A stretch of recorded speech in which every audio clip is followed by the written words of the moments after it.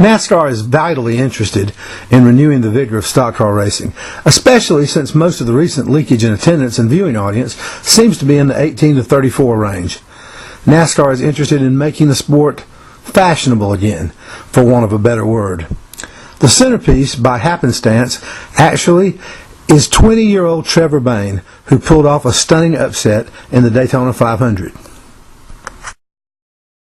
I think what is going to involve the youth is just people being real. You know, us having not cookie-cutter drivers, just being yourself, and that's all I've had to do, and they've taken to it. You know, that's why they love the Travis Pastranas and the Ryan Shecklers and Justin Biebers or whatever, because they're real. You know, and that's what we have to be here, and I think we're starting to see that more and more in our sport with Carl Edwards, Dale Jr., you know, and Jimmy Johnson. I mean, they're just themselves, and you know, it just so happens that I'm 20, so I get a little bit more of an outreach to that community.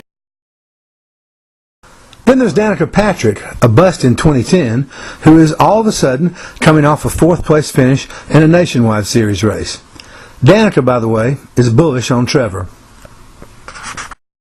Honestly, he's such a nice kid. He's so down to earth. I mean, he's very into charity and things like that, and he doesn't, you know, I tried to talk him into buying something expensive with his prize money, but he wouldn't. He said he doesn't want anything, so apparently I have a lot to learn from a 20-year-old, so I don't know. I don't know if he needs much advice. I think he's got his head on straight. He seems to have good people around him, and, you know, all I said was from my experience, just continue to be yourself.